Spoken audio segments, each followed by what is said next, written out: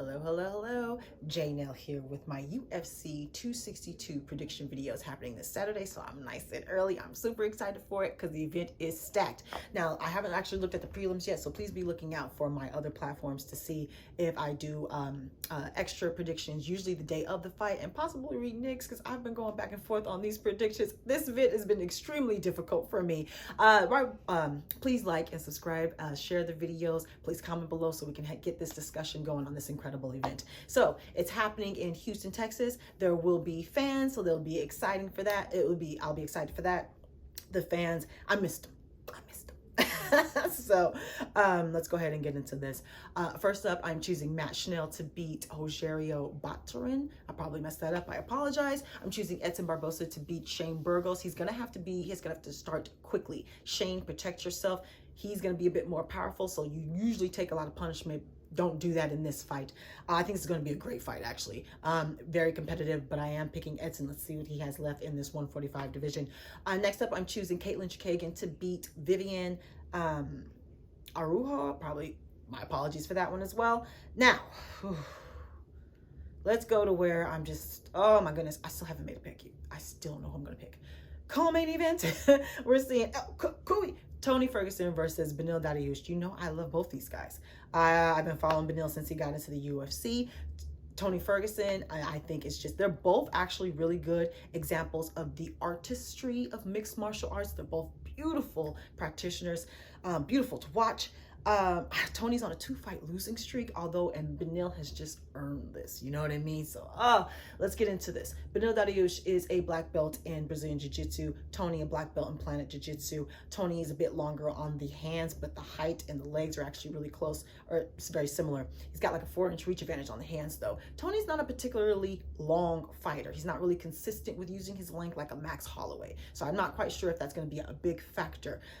He has more kicks. He needs to use those. Get Beneil really thinking, tear apart that leg, hamper that movement. Beneil, check those kicks. I do believe Tony has more kicks. I think that's where he has a distinct advantage over Beneil on the feet. As far as the power, punching power, I think Tony has more kicking power. Punching power is probably going to be similar, quite frankly.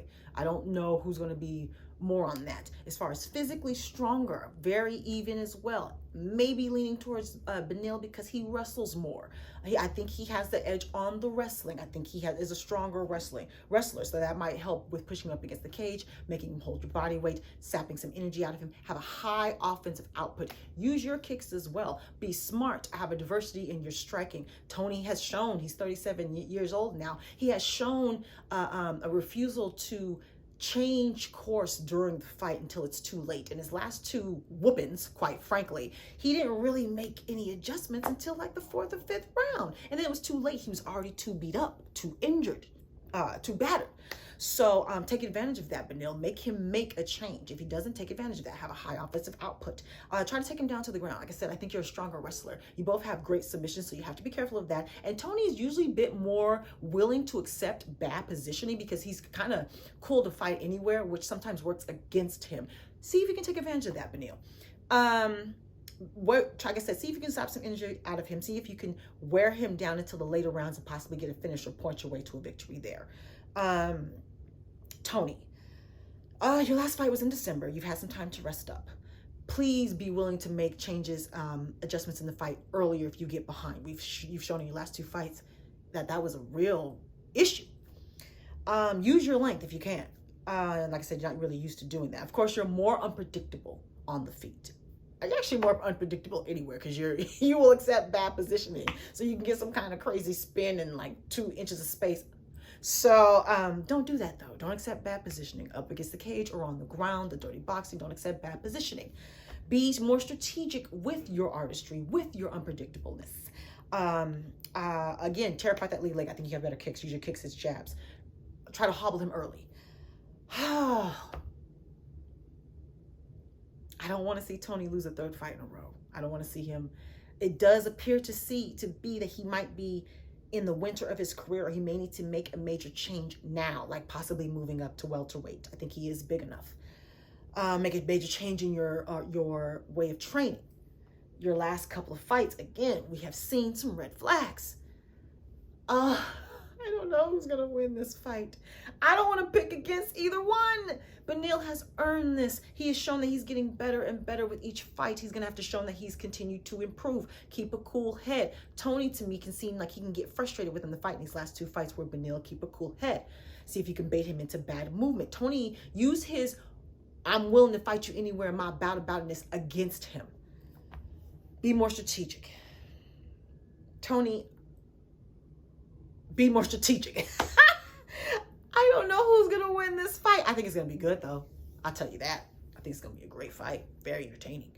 I think I'm going to move on for now. We're going to come back to this. We're going to go ahead and go to the main event. And this is for the vacant UFC lightweight title. We're seeing, I believe he's the number 2 ranked lightweight, Charles Oliveira, taking on, I believe, number 4, number 5 ranked, Michael Chandler. Please correct me if I'm wrong on those. I think it's going to be a great fight as well. It's going to be a good event, y'all. So, Michael Chandler coming over from Bellator, former champ over there. I believe he's like a 2-time, 3-time champ over there. As we've seen, champions, especially from other organizations, are not only coming over here and swimming, but they're thriving. So just because you're from another organization doesn't mean you cannot compete here. We've seen that. Now, just with the Yuri Porchashka or whatever it is. No, I said that wrong. In the last fight, they would scout him for a couple of years. He done came in here and pretty much earned him a title shot already. Now, Michael Chandler, you have a wrestling base. Being that Charles has a 3rd-degree black belt in Brazilian Jiu-Jitsu, I don't think your wrestling is going to be as threatening, meaning he's not going to be as scared of the takedown, because I think that he'll be able to handle you on the ground. So because of that, you're going to have a higher offensive output. Use your takedowns, throw those in us, level change, have more diversity in your striking. You got that iron fist. You will be more powerful. We do have more punching power, yes. As far as the kicks, I'm not sure, because you don't really use your kicks as much as Charles does, in my opinion. But you might be more powerful with the kicks as well. But again, you have to have a higher offensive output with Charles. He has a higher offensive output than you do. You're gonna have to be first. You have to disguise your overhand rights and your power punches. You can't go looking for headshots and pot shotting. You're gonna have to put together combinations, which includes level changes and some kicks and elbows and things. You're gonna have to work hard in this fight. Again, the wrestling might be nullified by his 3rd-degree black belt in jiu-jitsu. Plus, he's an underrated wrestler himself. And he's real slick with them submissions. You may not want to go there. So, even though that's your base. So, maybe press him up against the cage. Dirty boxing. Weigh on him. I do think you'll be physically stronger. So, you might be able to muscle him around and zap that energy from him up against the cage, but fight him close in his chest. Keep your hands on him. If you do find success with taking him down, fine, do it. But you might want to take him down and just let him back up just to threaten with it again. Be careful when you get near him. Be careful when you get on the ground, because his submissions is slick AF. Now, on to Charles Oliveira.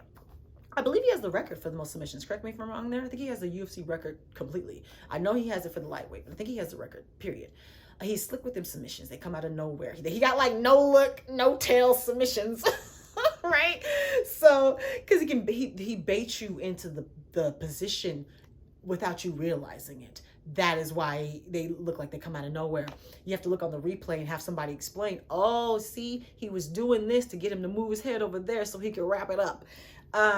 Charles has, he's more powerful than he looks, but I think that Michael's going to be more powerful. I think Charles has more diversity in his striking. I think he needs to use those kicks to chirp out that lead leg, because you got to take away some of that power from Michael, plus that mobility with his wrestling. If you do go down to the ground with him, don't just take it, don't just accept it, do pop back up, because I do think he's more powerful than you. The last thing you want is to accept being on the ground with him grounding and pounding on you, thinking you're going to get that submission, even though you might.